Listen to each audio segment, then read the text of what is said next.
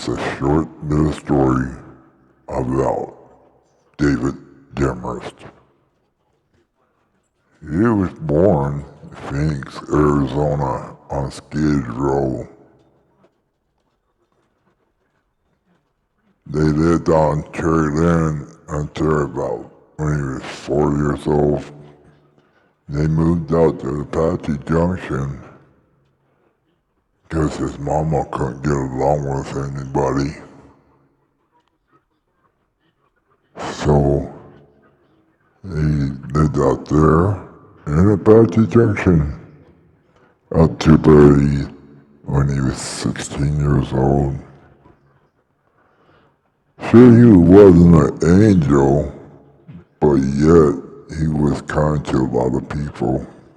Some people won't agree, but he was.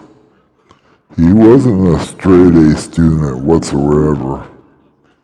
He got involved in drugs and alcohol, and that's really what started messing him up. His mama and daddy divorced when he was 8 years old. And his mama got custody of him. So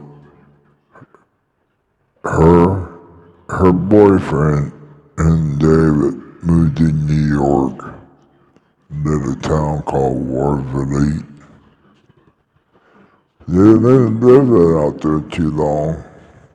Of course, my mom and her boyfriend broke up, and she met another idiot called Frenchie. Frenchie was mean to David. They took a taxi cab to one part of New York. David don't remember what it was, but he does remember that they went into this restaurant and David had something on his plate that he didn't like, so he wasn't going to eat it. And Frenchie stood up and smacked him. So my mom grabbed David by the hand and they went outside and caught a bus. Well, Frenchie followed them, went inside and started smacking David some more. That's when the bus driver came up and grabbed Frenchie and literally tossed him out on his butt. The cops called and he got arrested.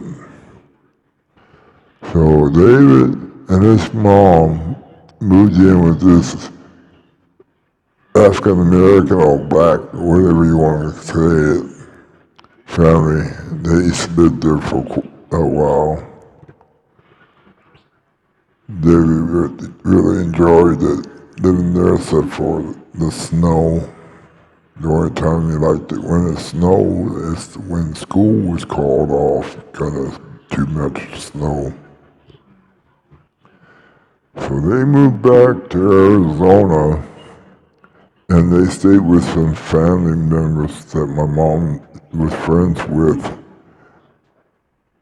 I ain't gonna tell them their names because I don't have permission to let it go because David didn't ask them.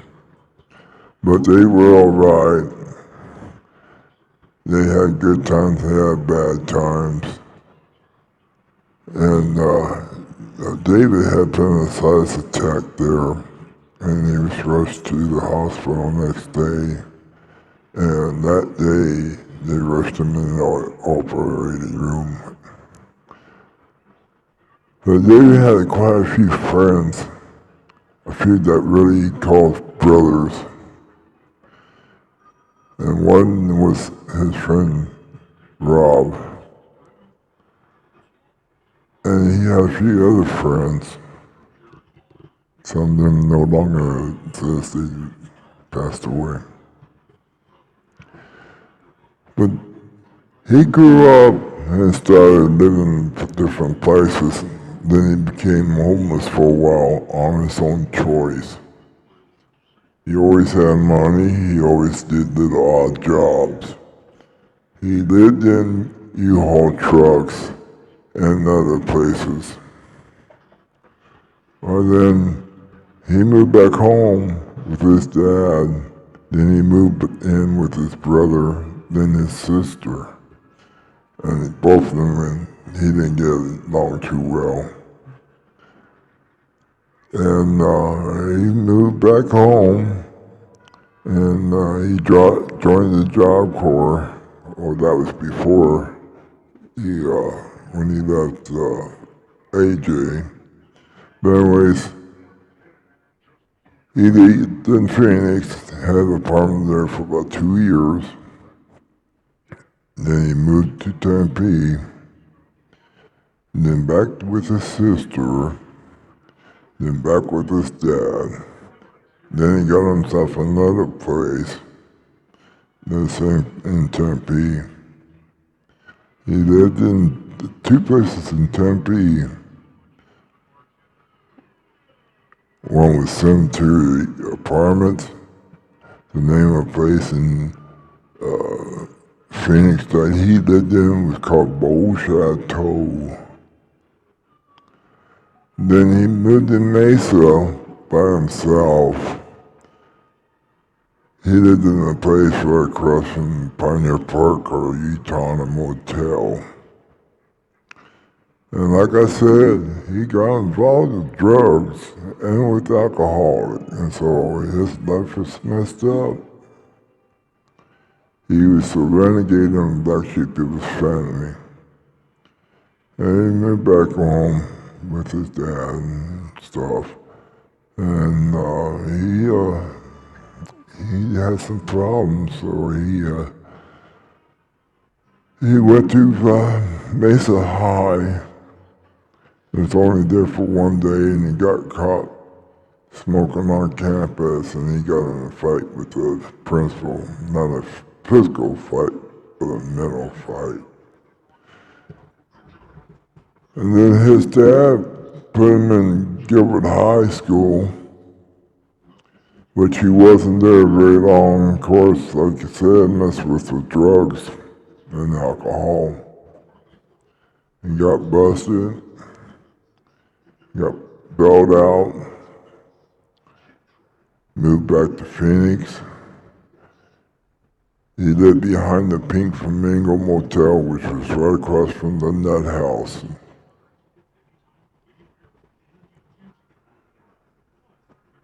He had rough days. Believe me, he told me. He said he had very rough days, and I believe it.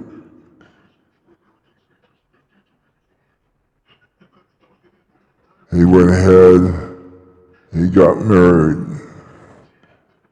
for 9 years, and something happened. Anyways, while he was married, he lived in Florence, Arizona. He was working for Florence Volunteer Fire Department.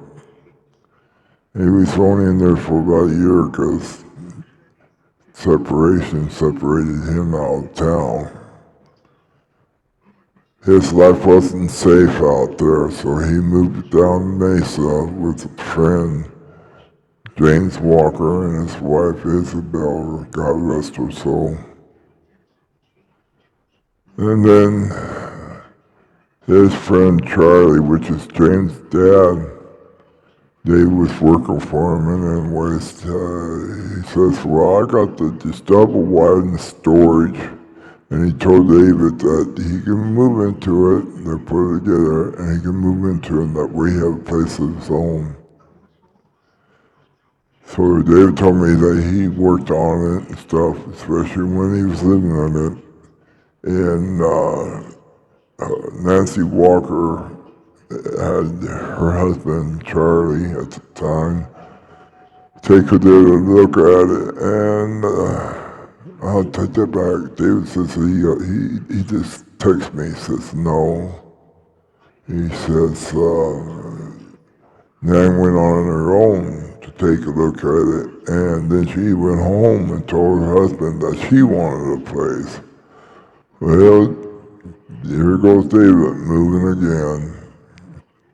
Moved into Nancy's mom's trailer. He had it good there. He got along with at least one of the neighbors. And of course, he wasn't always with a lot of people. He didn't like that. So he married, and he's been with his wife, I think he said like 31, 32 years now.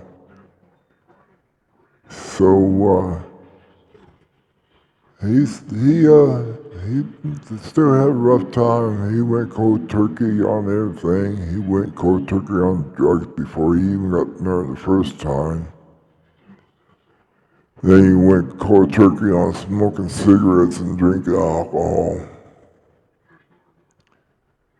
And he let me know that he got alcohol poisoning and he was sick for quite a while because of it.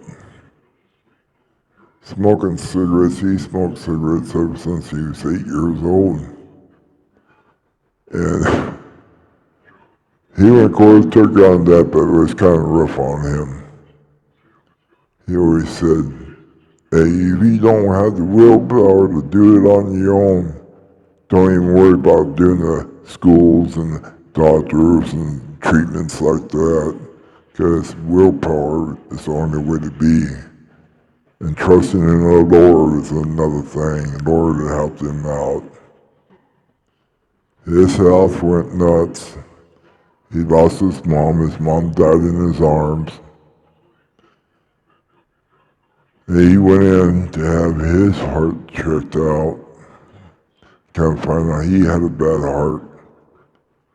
Had 6 stents put in. The first 3 stents was put in. He still had problems. Doctor told him he's going to go in for a checkup again. He's going to get I can't think of the name of it, but they told me when they go check on the stents. And David says that the doctor woke him up and says, well, I got to take you to OR. And he found out that the doctor accidentally put a hole through his artery.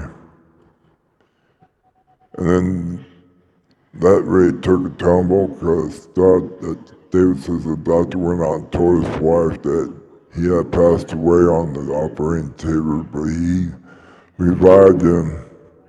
And Dave says that he found out that his wife went nuts and doing books and stuff in the waiting room kind of it, which I don't blame her. Dave was in an ICU room for quite a while, and he got out of it and still was having problems with his heart. He's got cardiac artery disease.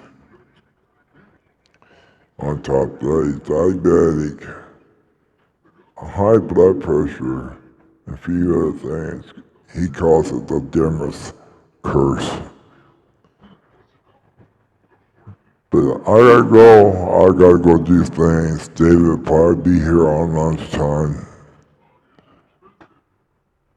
It's 9:44 right now. So like I said, David will be probably on lunchtime. He's right now out doing stuff, so he's having me do this recording. Y'all have a fine one. Peace out.